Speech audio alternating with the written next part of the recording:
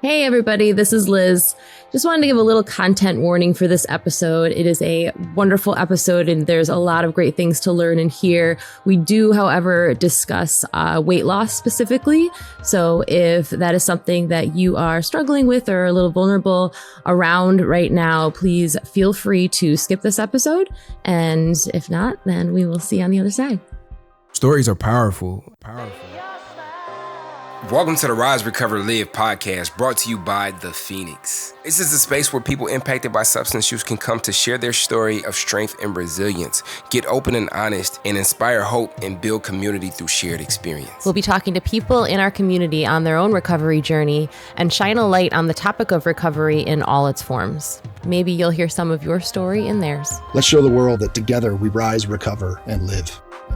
Hey, welcome back to the Rise, Recover, Live podcast brought to you by The Phoenix. My name is Liz McKean. And I am Bryce the Third. And today we have a special guest, my guy, Jamen Spitzer. He is an aspiring performer. He is creating a documentary. He is an athlete. He's a transplant from where I'm from. I'm from Detroit. He's from Michigan, and then he went to Cali, and then came back to Michigan. So he's versed in weather. So today we're gonna dig into his story, and I'm gonna stop doing your job, Jamen. And why don't you tell us a little bit about yourself first and foremost? Like, how's your energy? How you feeling? Fantastic. I've already been getting to know you guys a little bit better, so that's awesome. We got a bit of a snowstorm. Yeah, right. This is my first year back from California after 7 years in LA, and this is the first snowstorm, so it's fantastic. Energy is, should I say fantastic about 17 more times? Yeah. That's the word. Drive it home. To learn more adjectives, man. Like, it's all wonderful and fantastic. And then, like, I write in my journal, I'm like, man, I need some more adjectives. But I'm, wonderful, fantastic, happy to be here. I need fantastic is a contagious verb for real. So when I hear fantastic, it's like, dang, am I fantastic today? If not, what do I need to be fantastic today? Bryce, you're fantastic every day. I try. Yeah, and welcome back, man. Welcome back. 15 inches we was supposed to get, but it's I think it's still snowing outside right now. So welcome back to St. Cali. Overpromised and underdelivered on the snowstorm, man. I mean, it was all right, but I was, I thought we were just gonna be locked in and huddled up. I'm gonna need you to because you might anger the snow gods and it cause them to really drop it on our head. All right, so this podcast, we dig into the stories of people in recovery, and you are a person in recovery. Am I correct? That is right. Okay, so let's just start out with, like, how do you define recovery? What does recovery mean to you?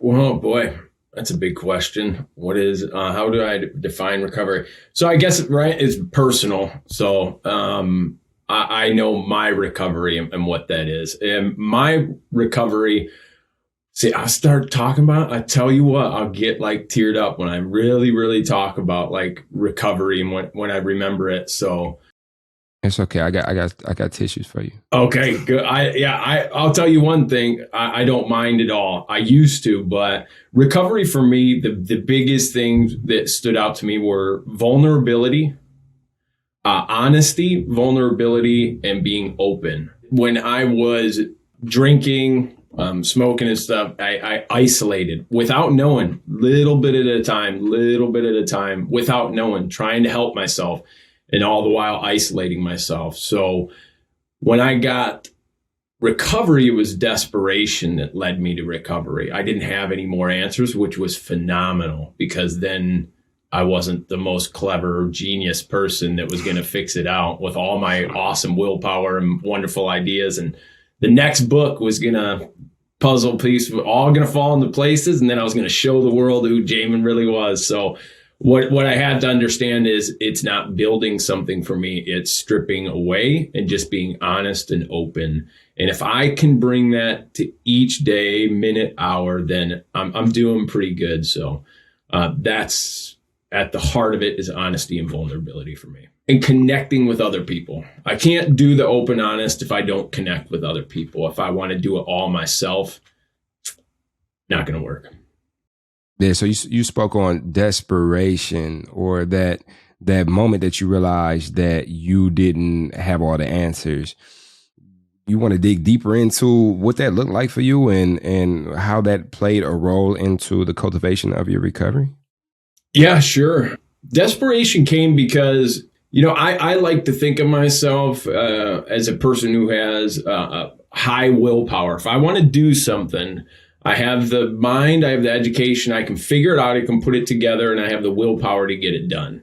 So that was kind of my thing, is like, if I can figure it out, I could do it. And, to go back, I'll try to keep it somewhat tight on the story, but going back to age 27, I was drinking too much at my house, like in my apartment in Ypsilanti outside Ann Arbor. And I was just like, man, this is a problem. Like, I was doing every night, and it started ramping up. Like the fifth started being like less and less of it every night. And I was like, shoot, man, like watching movies and drinking. And then I was like, this isn't good. So I told a buddy that I was like, man, I'm an alcoholic, but I didn't go anywhere or really do anything. He's like, you want to go to a meeting? I was like, nah, I'm good.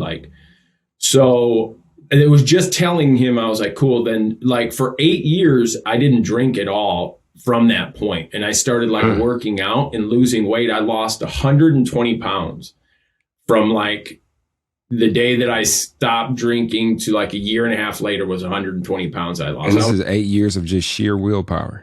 Sheer willpower.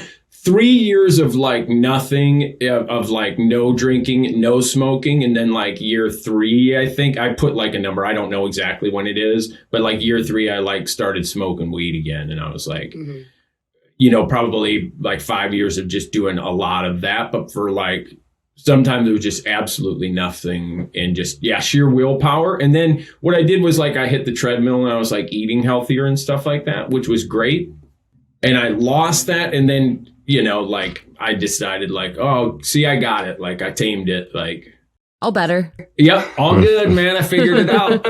Now I can redo it. Cause I had a girlfriend. I was like, well, I'm going out to this, special dinner. I remember exactly the drink I had going back off. I'm going to get this. It's going to be good. And it was all this orange liqueur, over a flame in a glass. And I was like, see, I'll keep it classy. And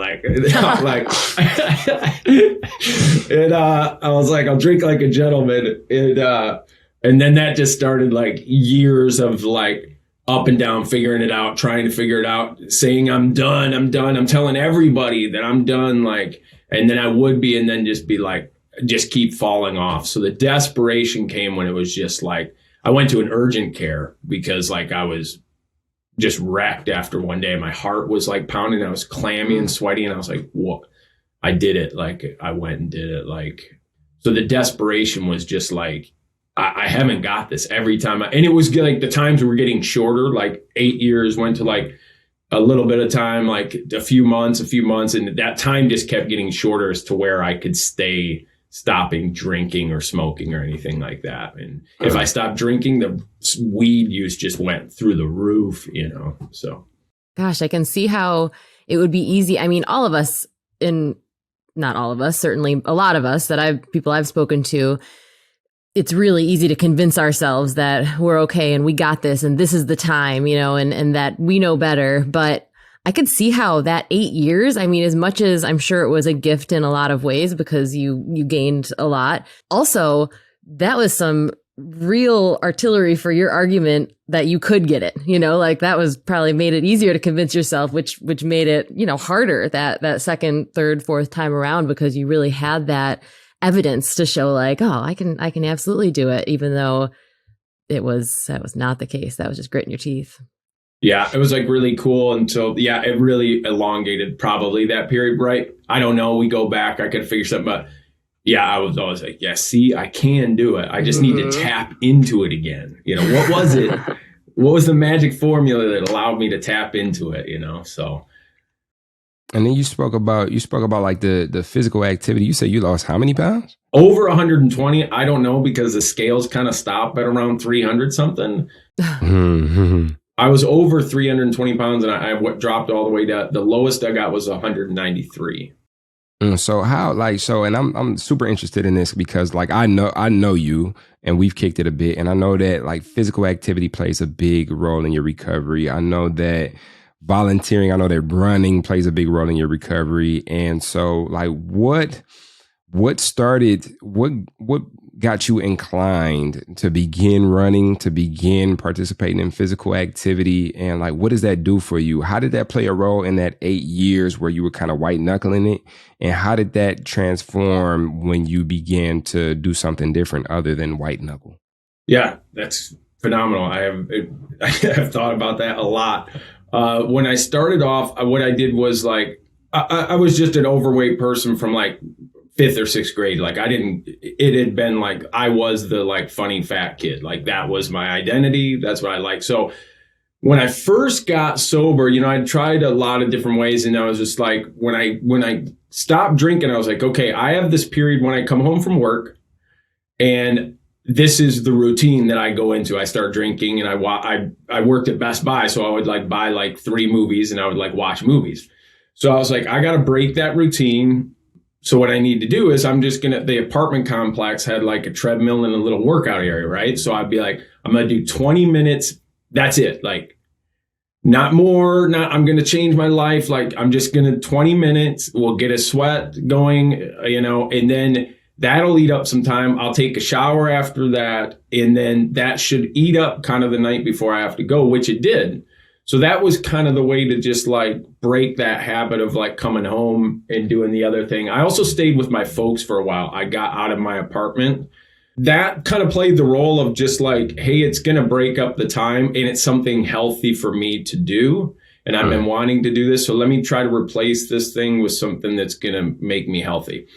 And then I did real like tiny steps. Like not going to switch that I'm going to eat burgers or eat this kind of stuff. I'm just going to eat half of whatever I get. So if I get a sandwich, I just cut it in half. And the fries I cut in half, I get 2 meals. So I sold it to as myself as like a good thing that was going to happen. I'm going to get 2 burgers and 2 fries, So I've tried to like rework that kind of stuff in my head. So that's how it started. And then from there, I just started losing weight. And like, as I stayed consistent and just did the little bit that I was going to do, like, and I started seeing changes, then I was like, hey man, I've done 20 minutes or half an hour now on the treadmill. I look over at the weights and I like played football and stuff. So I knew how to lift weights and stuff. I was like, I still feel good. Let me just hit this a little bit. No plan or anything like that. Never had real plan. Just when I felt like going to the next thing, I did it. And so then I started running. I couldn't run a mile. So I was like, I'm going to run a mile. Like I'm going to walk, run, walk, run, walk, run. And then I got a mile. I was like, shoot, man. And as the weight kept falling off, I would run a little bit further and a little bit more. Then a couple buddies who were like always thin and healthy, they were like, we should run a half marathon. And I was like, okay. So we signed up for Lake Placid, New York. And I like did my first half marathon. And I was like, I had like literally just lost 120 pounds. And they were like, I can't believe this is Jamen. And like, we had a weekend out there and I was like, awesome. So that it just became a thing that was like, I always felt like a healthier person in a body that like, I never felt like I was just like, ugh. I always felt like I could do stuff. I felt like free. I was like, man, I got a lease on life now. Like I can do all this stuff. Like I often say with like my personal life or with like this other thing, sometimes you don't know you're carrying weight. I don't know I'm carrying weight until it's been pulled off. And I didn't really know how overweight I was until like I lost weight. And I was like, oh shoot, I didn't realize my balance got so much, like weird things like my balance. I remember the first time like I could reach over and like go into my pocket with my other hand. Cause I like couldn't do that before. Like weird little things that were like, oh my gosh, that's crazy. Like I didn't, realize that these would be things like that. So I just kind of kept doing it and then it turned, like you said, like when I started drinking again, that positive thing turned into like, I'm going to use this to like try to get some self-worth back or to beat myself up. Cause then I would like go out on a bike ride and I'm like, I want my heart to basically explode. I want to like ride in traffic in Los Angeles. Like I want like if I go on a hike in Los Angeles where there's like hills and mountains, like I'm going to find the tallest, like steepest hill and like hit that so that I'm like just like racked, and then I can drink. Like a punishment / something you had to do to earn it, kind of like just no longer a loving act, no longer something for yourself. It was something to yourself. Yeah. And I loved it. I mean, I love being out in nature. It got me away for like, here at least is something good I'm doing. Like, So there's something here. There's something here because so the universe abhors a vacuum, meaning that when you take something out, you need to put something in because that's just how the universe works, is what I've come to discover. And so it seems to me as if we can use healthy things like exercise or like, you know, physical activity as something to put in the whole of our substance use or using things externally to feel a certain type of way. But there's this funny junction that you've expressed where it turned into something that you weaponized in order to justify the ways that you were using to avoid your existence, the ways that you said that you were feeling, right? So, and I'm curious, like, what I'm really curious about is because physical activity was so big in your life, even when you were actively using and drinking, and physical activity is important in your life now. Like, what is the difference? What is the variable? What differentiates your recovery and your quality of life now to what it was when you were actively using and drinking? Yeah, so like when I went in and like went to the urgent care and checked out, they gave me an EKG and I was like, what is that? Like an EKG? Isn't that for like people who have a heart attack? They were registering if like I had a heart attack because my blood pressure was 190 over whatever. 120 or whatever. It was 190 over 80, I guess. I don't know. But it was super high. When I got sober, like I went into an AA meeting. When I went in there, I stopped hiking. I stopped riding my bike for a couple weeks because I couldn't, because I was like clammy and like couldn't catch my breath really. But then I just stopped it because I was like, I don't know how to use this positively. And I've kind of like, you know, I would like pack a 22 ounce so that when I got to the top of the hiking hill, we would like drink with buddies and stuff. And like, so I'd really crossed those wires up. So I had to start by just being like, everything was contrary action. When I started, I was just like, I have no good ideas. So I'll just do the opposite of what my brain tells me, because it's obviously telling me wrong things. So I just stopped doing that for a while because I was like, I just need to get sober first. We'll see what happens with that. It was the same thing with like comedy. I'm like, we'll see what happens with all that stuff. I don't have plans for anything. So then when it came back was kind of like after I've been sober for a while, like I really, really love it.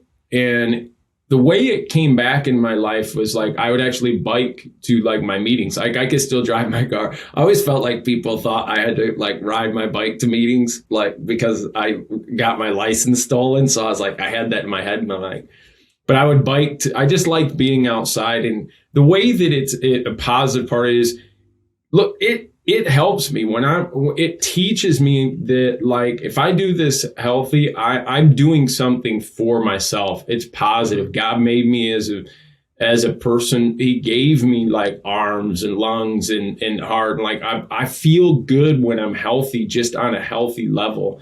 When I started doing the marathon thing, it teaches me a lot about my sobriety because it's a step at a time. Like I've ran a full marathon in 2020 during the pandemic. And it's like a step at a time. Sometimes you don't feel like doing it. Sometimes I don't want to go to a meeting. Sometimes I want to do something else. But if I just like put on my shoes, put on my workout gear, do something for myself, I may not feel like it at the start, but I guarantee like at the end, I'll feel really glad that I did something positive for myself. And that then leaks into other parts of my life, you know, and my sobriety. So they run real parallel lines. Same as I got to go to a meeting when I don't want to. Like some things to get healthy, I don't always want to do, but they do pay off. And that's how that helps me out. Yeah. So to zoom in a bit too, because like, and I think I'm trying to figure out the best way to ask this question, because I'm trying to access Jamin's inner workings, right? So, because you were active then and you're active now, but you are in recovery now with an increased quality of life now. What has changed? Do you think it's the community aspect? You mentioned Where I was going. You mentioned going to meetings. So like that moment where you were desperate, you sought community. Like what is the difference between then and now? What is the difference between recovery and not being in recovery? I'm not in control of everything. I let go. I connect with people. I let go. I don't have all the tools on my own to do all these things. I need help. I can do a lot of great things. I can accomplish a lot of great things. But like, I have to come to the table with surrender first and connection. I have to be honest with people, with not just with myself, not just my own thoughts. I live a whole life sitting in a chair, in a couch, in a to-do list, but never do anything. So to me, it's like, I would talk about like in sobriety, like for me, I'm like, give me something to do. Give me something to do. Like I can build something, or if it's not right, I can tear it down. That's something I can do. But if you tell me I have to stop and be quiet and surrender and listen, wait, what do you mean? Like, what do I do with my hands? Like, just sit there. Why am I not in charge of this? Man, I relate so much with so much of what you're saying. And we talk about this a lot within the Phoenix community. And I think just in the recovery community period, that we are not an undisciplined group. We're not lacking in willpower. I think, and like we were talking about that 8 years, and certainly what you did with your workout routine and weight loss and things like that. Like, if you want to make something happen, you typically can. Like, you are good at controlling a situation and kind of like almost hacking the way your mind works to make sure that you're going to get to the next step. And I think that makes it really challenging for us to accept that there's something we don't have control over, and that we can't use just willpower, that we can't just like clench as our fists and make it change. And that we do have to go out and seek the help of community. And maybe we're not totally unique in a lot of the ways that in other parts of our lives we have been unique. And I think that's actually a big misconception in the way society views people who are struggling with, addiction, and in recovery now, that there is a lack of willpower. And all of that is incorrect. Most of the people that I know that are in recovery, they're some of the strongest, most determined people that I know that are just can make things happen. But there is this one thing, and it keeps us in it so much longer because we are just baffled by the fact that we can't think ourselves out of it. We can't make lists to get out of it. We can't like put together a plan. We keep like just letting ourselves down over and over again. And that's really hard to wrap our heads around. And, so thank you for saying that and for telling that story. You can't see the forest through the trees. There's like a bunch of things that like recovery was right here. Like sobriety was right in front of my face. But like, I would always be like, I need to like look ahead, like get out of the way. Like, what do I need to do? Like, I'm going to read another book. Like I can, hack my mind. Like, I have all this control. Like you said, like that 8 years of like, I have all the control. It's not that I don't have control. It's that I don't need to have control. That I wanted to have control so that I felt comfortable, because I felt uncomfortable and unworthy every single place that I was in. And I had no idea that. I thought I was like, well, I'm charming. I'm fun. I'm a nice guy. Like I do comedy. Like, how can I feel that way? But I had no idea. Like I didn't really like, I can lie to myself way better than I can lie to somebody else. And I didn't know that until I was able to get out of my own way. And I didn't know that until desperation made all the like control leave. Then when that happened, even my relationship with God, because like I grew up believing, but it was always like, well, I got to do all these things. And I remember sitting on the front porch one time when I was getting sober, and I was just like, man, like, I'm just going to give up like comedy. You can have this. You can have all my creativity. You can have my job. Like, I remember just like pushing everything. And I was like, and I'm sitting here praying. I don't even know if I even know who you are. And that's a scary thing for somebody like for me who grew up in a church and all this other stuff. It's like, how am I going to give that up? Like, isn't that my way of like gauging if I'm right or wrong, or, you know, going to heaven, going to hell, all this other stuff? Like, what does that mean? Like, I got to know that. If I don't know that, then I'm really lost in the world. But I was like, okay, God, like, I don't even know who you are. Maybe the notion I have is wrong. And I felt like at that time when I was like, I don't know anything, God was like, great, good to meet you finally. Like, I had no idea I was so in my own way because I wanted control. I don't need to have control. I don't have control. That's just a construct I'm putting together so that I can feel comfortable. What if I can feel comfortable without having control? I didn't make it snow today. I didn't make it snow. Yes, I had no control. It's like, adapt to what's going on. You can do that. You're okay. You're taken care of. You're okay. You're okay. You're okay, Jamen. Right now, right here, just as I am. It blew me away. So you mentioned kind of relinquishing that control and allowing for support to come in and not having to do it all by yourself. Like, you've mentioned meetings, you've mentioned your comedy as well. I know you're a performing artist. So give us a little bit of insight of like the things that showed up once you relinquished control, the communities that showed up and brought you in, and the things that you were able to tap into, that help you were looking for. Where did you find that help at?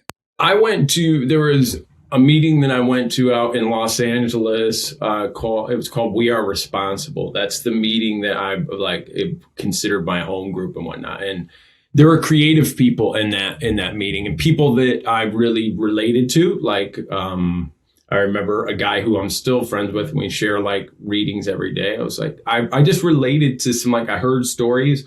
One guy, when I first went to a meeting, he was talking about Chris Farley being a comedian and stuff. And I was like, I'm just going to say hi to that guy. Cause like my whole thing of like starting sobriety was like, I'm just going to collect numbers of people. And like, that's what I'm going to do. And it's uncomfortable, but I'm just going to like throw myself into that, cause that's what my sponsor said to do.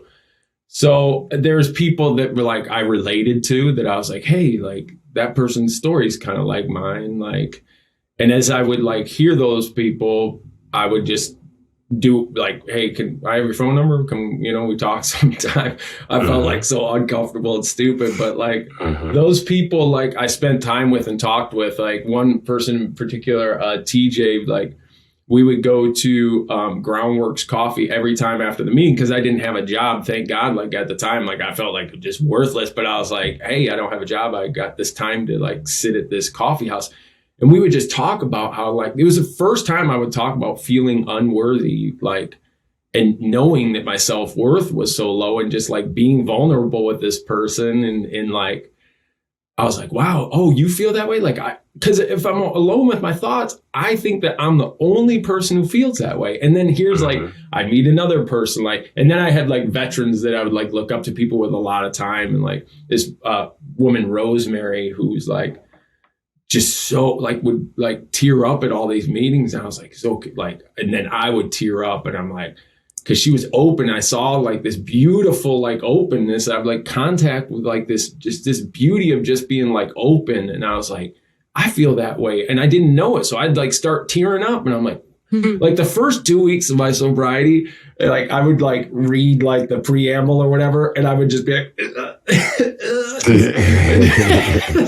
like start crying, and I would just like tear up at every meeting, and I would just be like, I can't, like, I'm just crying all the time. I'm like, what is this? Like, I never had a big problem with like crying. I was never like, you don't do it. But I was just like, I don't know why do it. For me, it was like, why? Like, let's get to the next thing. So it was great to just have not a next thing. So those people, like, I connected with, that were just like, they'd help me out. If a problem went bad, they're like, I remember couple things. This too shall pass. I heard the first day when I got sober, and I was like weeping. That wasn't even crying. I was just like weeping. My sponsor came up that day too. And some lady, she was like, this too shall pass. It's all right, sweetheart. Like, this too shall pass. It was like almost like a diner waitress would say it.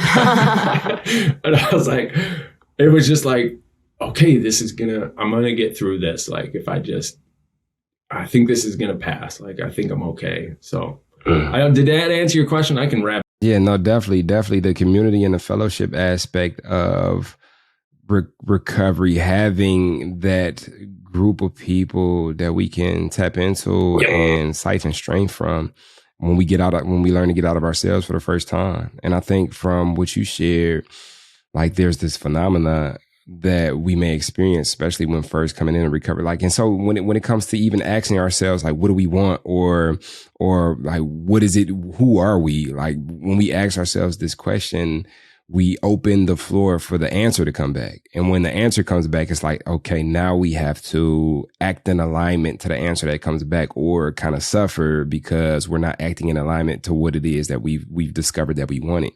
And what I've learned is, like, at least in my personal experience, I was moving because I didn't want the answer. Like, I didn't want the answer to what I want, like, because if I had the answer, now I'm no longer ignorant. So it's like, let me just keep moving. Let me just keep doing stuff and just keep doing stuff. So the emotional implications of this is when there is no next thing to do, I've got all of this stuff from all of this experience that I've had that is just catching up, and I'm just coming into contact with these feelings and these emotions, and this, just crying. And even today, 9 years into my recovery, if I take a month or two off from journaling, from meditation, from like having this conversation with myself, and then I come back, it's like, whoa, like, I didn't address this from a month and a half ago, or I didn't like look at this and pay attention to this, just because of my relationship with my emotions.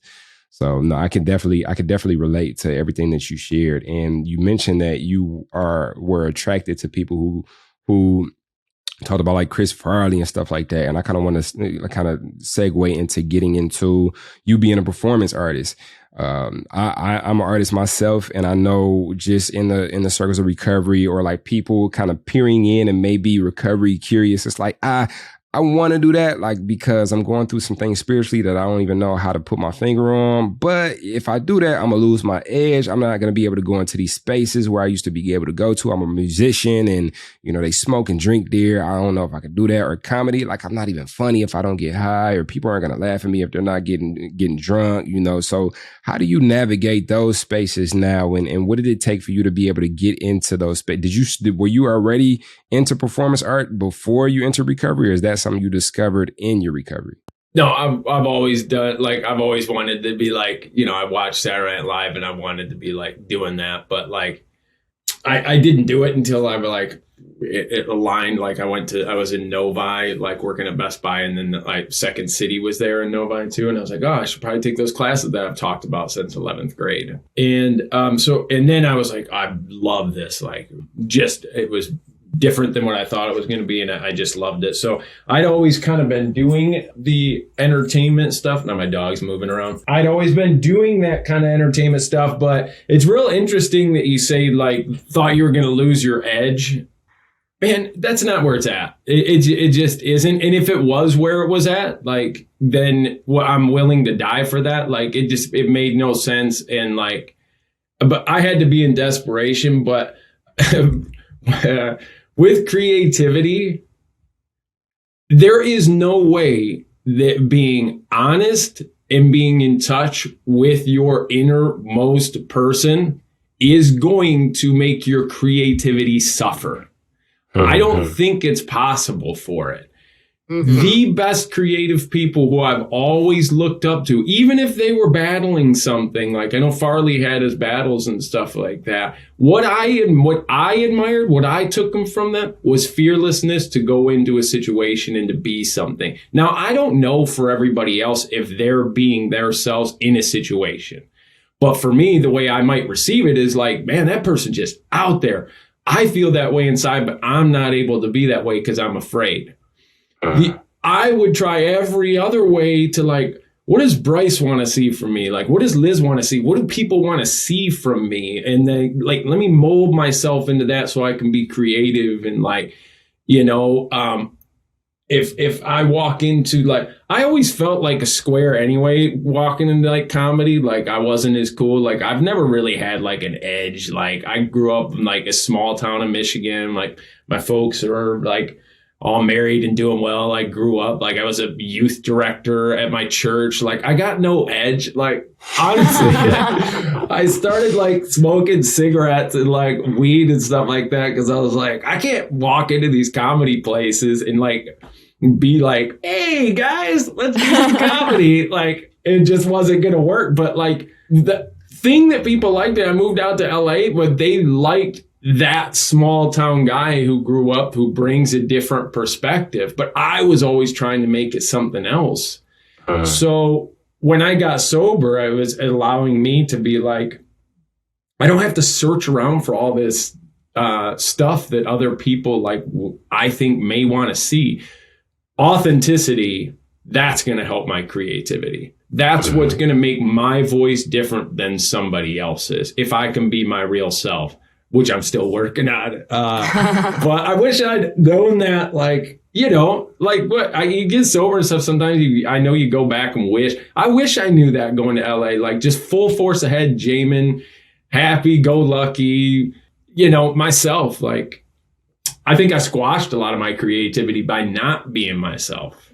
I think what's important is the experience. Like if it wasn't for that experience, if it wasn't for that Jamen, there will be no this Jamen. Like a lot of times we'll, you know, especially I tend to zoom in on people that I work with who say like, I wish this or I wish that, or they do the regret thing. And it's like, no, everything it happened exactly how it's supposed to. Because if it wasn't for that, it would be no this. Like that contrast allows for us to define more of what it is that we desire, right? Just like without dark, there could be no light, right? And you need both, right? So like, I think it's important that you had that experience. And I think that experience fuels into who you are today and allows you to be full and open and honest and loud and who Jamen is in this moment. Yeah. Yeah. And so it's honestly, I think I'm so glad that we have you on. I just think this is going to really speak to so many people because your authenticity and your honesty and like humility, like that shines right through. And just like you've seen other people be fully themselves and be out there, like there's people that are hearing you do that right now, and that's going to inspire them to be that. And the theme that I keep hearing you say is, you know, you started right off talking about surrender, and every time you've talked about like giving in or giving up something, it's been everything that you ever needed and wanted has just rushed in. Like, you know, when you surrendered and gave up the, you know, alcohol, your whole life came washing in. When you gave up trying to think you knew what your relationship was with your faith, you know, like all of a sudden that clarity swooped in. When you gave up trying to be a different person on stage, all of a sudden like success and recognition and the actual fun of that performance came in. So it's just so cool. It's like, what are they, that metaphor that you always hear, that I always hear anyways, where if you try to hold sand in your hand and you squeeze it as hard as you can, it's just going to come out from between your fingers. You can't hold anything when you're squeezing it and trying to be in charge of it. But if you just allow yourself just to like, you know, relax a little bit, then you can hold just piles and piles of sand in your hand. And I just feel like that's what I keep hearing from your story. And I just love that so much. I think about it a lot with like waves. Because I fortunately like got to live by the Pacific, and like waves became a real big thing of like, if you try to fight waves, they're going to knock you on your ass. Like you're not going to win against like a big gigantic wave. It'll just throw you into the, so like, but I'd be like, well, it's, you know, if I get enough knowledge, like I'll be able to beat it. And it's like, dude, why don't you just dive under it? Like, and then move forward. Like, I'd always like, where's the hardest way? Like, because I need to prove something to myself. And it's like, do you want to prove something, or do you want to like move forward? Just move forward. Like, what at the end of the life, what are you going to like? You prove that you like, I did it like on my own. I could have went way further and done better and been happier, but at least I was on my own. Like, I don't know, somewhere that got like mixed up. And believe me, that I'm not like, you can fake being like, I can fake being like vulnerable, honest, and open like that too. I did a real good job of showing people certain things, but Only that's why, like, right, you can't get sober, but like somebody else can't really like force me to do it. Like now, most days or most of the time, I feel like even if I'm like off, at least I know where the line is. I know when I'm lined up, and like, I love coming from that area. And I didn't, until I let things drop, I can't know that like the controls there. What was it? Like Indiana Jones, where like there's like the invisible bridge, and then you got to like step out. You know what I mean? And like it's there, but you don't know it. I felt like that's been my walk with sobriety. Is like I'm just gonna like walk off this cliff, but like somebody said that a step's gonna be there, and like every time, like God like puts a step right as I'm going. I'm like, oh, I have to realize I don't need to see it. I don't need to know everything. Just take the step. Scary stuff. Super scary. But fulfilling and such an addition to the increased quality of our lives. And I mean, I know like from being an entrepreneur, that's a big thing, jumping and growing your wings on the way down. Like sometimes the bridge, like, so within the bridge analogy, like the bridge isn't there until you step. So it's like, but I need to see the bridge first. Like, what are you talking about? I'm not stepping until I see the bridge. No, the bridge doesn't appear until you take a step. The bridge doesn't serve its purpose until you take a step. It's like, but I really need to see it first. It's like, well, in order to see it, you have to take a step. Somebody went across the bridge and they'll tell me where it is and how to take the step, and like, go ahead. You guys fall off. Like, I'm going to, yeah. And that's a beautiful thing too with community. Is like, there's always somebody who's took the step before us and that we could tap into. And so that's the beautiful thing about community. And I think like this is a perfect opportunity to kind of mold all these things together, where you got, your personal creativity, you got community, you got authenticity. And when you live with these elements, almost like we're cooking in a kitchen now. And so now we cooking for real. And in cooking, like we learn new ways to put these ingredients together and combine them. And I have come across some pretty unique ways that you have kind of started cooking and putting your ingredients together, such as, the documentary Run for Ben, and even some of the Phoenix programming that you put together with the improv. We got a Phoenix improv here in Hamtramck at Planet Ant. So why don't you give us a little bit of peek of like some of the ways that all these things have come together? And let's start with the Run for Ben documentary. Tell us a bit more about that. Yeah, that started right at the start of the pandemic. My dad was diagnosed with Parkinson's disease over 10 years ago. Well, that's where like I'm totally helpless. Like I can't, there's no cure. I'm not going to get a doctorate and figure it out and like heal my dad. Like that's happening. And I have to like accept that. And I can't really do anything. And I was in Los Angeles and I was just like, this is like, it was like pent up. And then I got sober and I was 10 months into sobriety. Then the pandemic hit. And so I was like, my buddy and I were writing a screenplay kind of dealing with a guy with his dad with Parkinson's and some stuff like that. That's when I was like, I was like doing real estate at the time in Los Angeles. Everything shut down. And I was like, okay, I got to like put together a workout routine. So I started doing that and went into the Zoom meetings and stuff. And so one of the things was I started running a half marathon just for myself for my year of sobriety. I was going to like go up into the Angeles National Forest and do a half marathon, which I did, just my own 13-mile thing. And I saw that there was like this Kirk Gibson Foundation for Parkinson's, which I had been donating to. Kirk Gibson's legendary Tiger who won with the Tigers in '84 and then Los Angeles Dodgers in '88 a World Series. So my dad and I watched them all the time. So I was like, cool, like I'm going to do this marathon to raise some money. And while I was doing that, I talked to my buddy and I was like, hey, how about we just detour and like do a documentary? And I had to do a lot. I was reading the book Daring Greatly by Brene Brown that deals a lot with vulnerability and stuff. And just like she talks about creativity, you like, if you're worried about how everybody's going to receive it, you're never going to do it. And I was like, well, screw it. Like, everything's shut down. Let me just like, I'll make a 5 to 10 minute documentary about me and my dad. Well, that like, yes, with no forethought, literally like I thought the idea and then like posted I was going to be doing it, with my buddy, Mike Piccirillo. And then it started like snowballing, like Kurt Gibson got in touch with me. He's like, "You've been running." I knew like the Wow. yeah.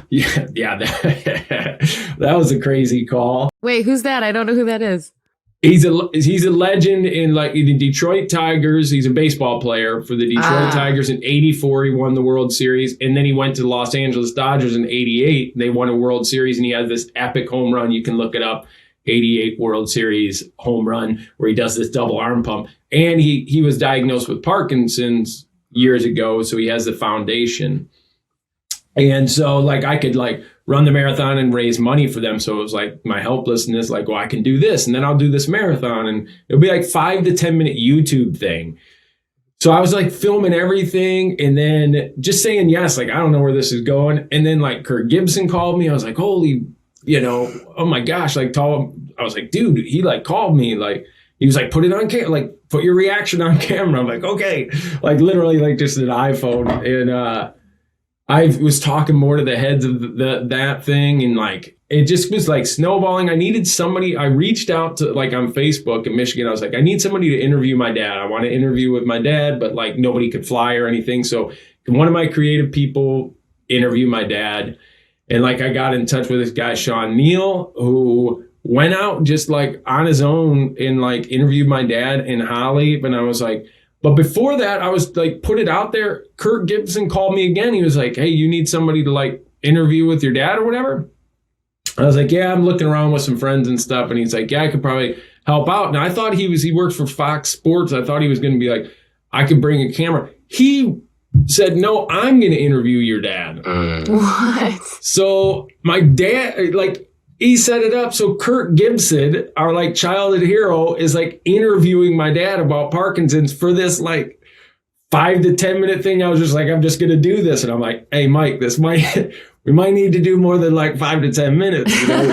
And he was like, okay. So like, we're just like following along with this thing until the point where it was like, I think this is more. And then we were going to do, I was like, hey, the 2021, I ran that marathon in Los Angeles. It was a virtual marathon because they didn't have it in person. So I ran it along the West Coast and like had people volunteer and help me film it and stuff, which was like this beautiful outpouring of like people helping out and stuff. And like, and I'm like, this is crazy if you just get out of the way and say yes, like what will happen? And like, then I was like, hey, I got to go to 2021 marathon. It's in person. We should film this. It was like, it had been like 3 months. We were like wrapping up with what we had. And I was like, let me go out there.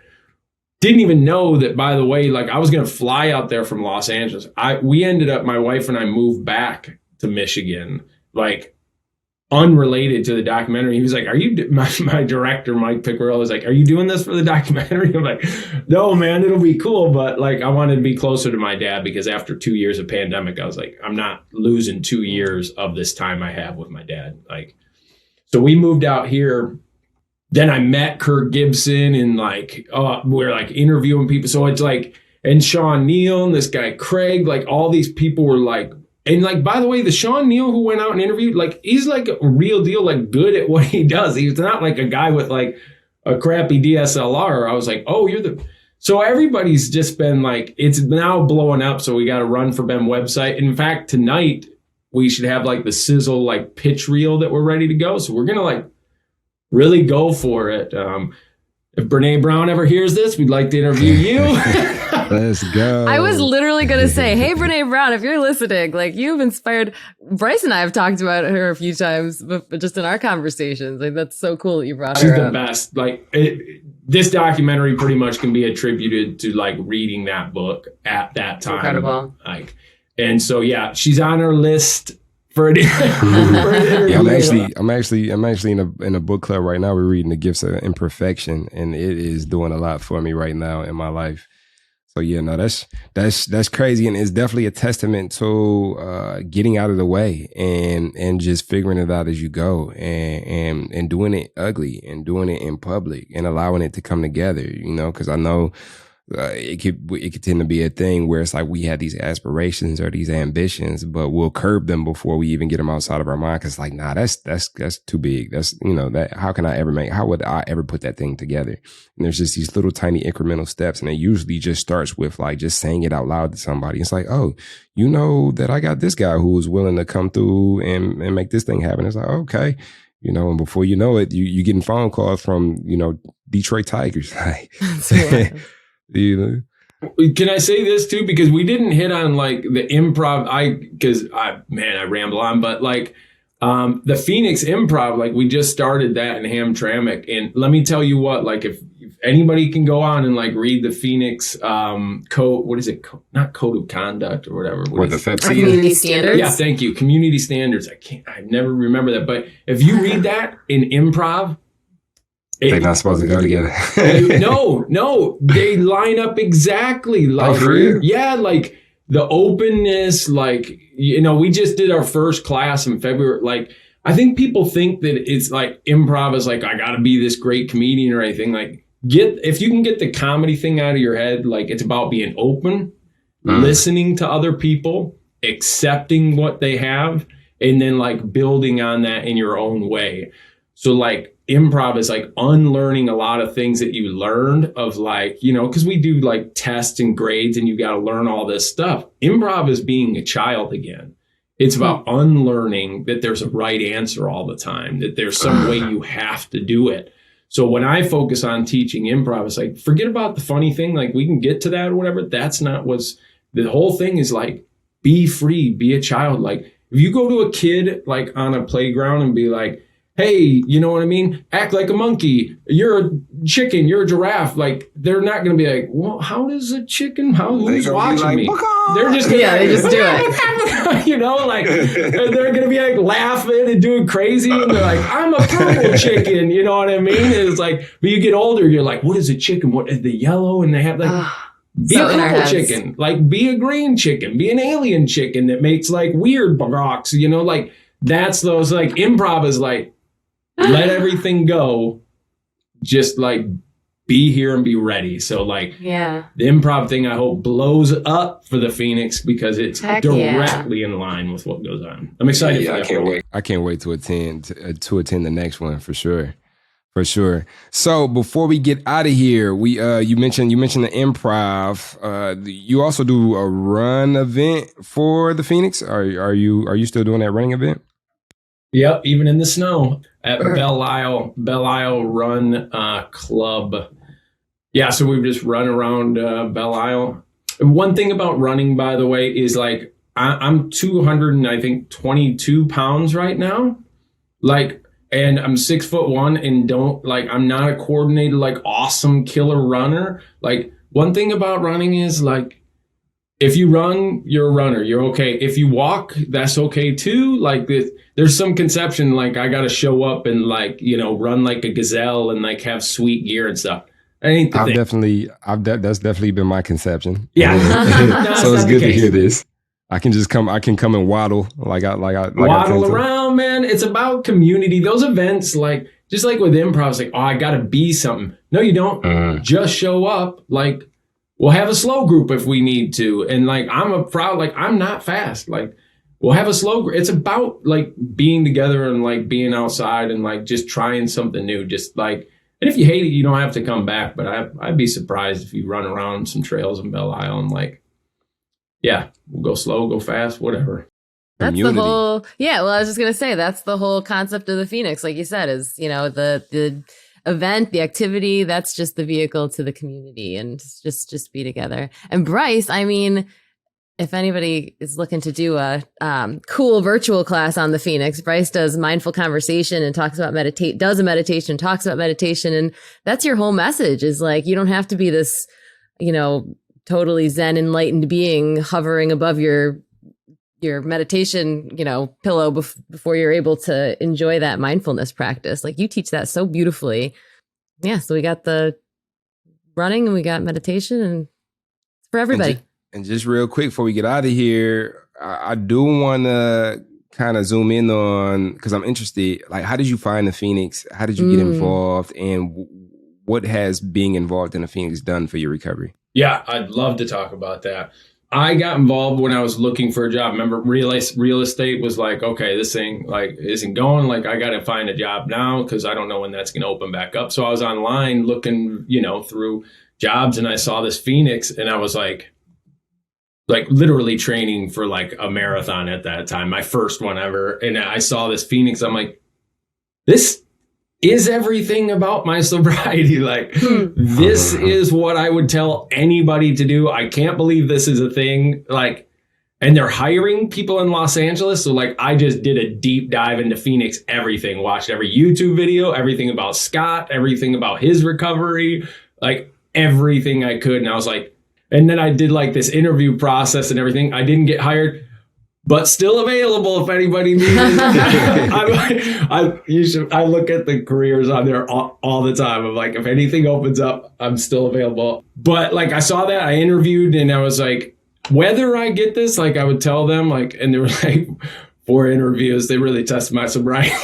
I was like, even if I don't get this, I will volunteer or will be around this no matter what. Like, because whatever, I hope I get to work with y'all, but if not, I will volunteer. So like, I didn't get the job, and I was like, that's cool. Like, what's the event? Like, what's going on? How can I show up and be of help in any way that I possibly can? So I started in some like Los Angeles events and led some hikes and stuff like that.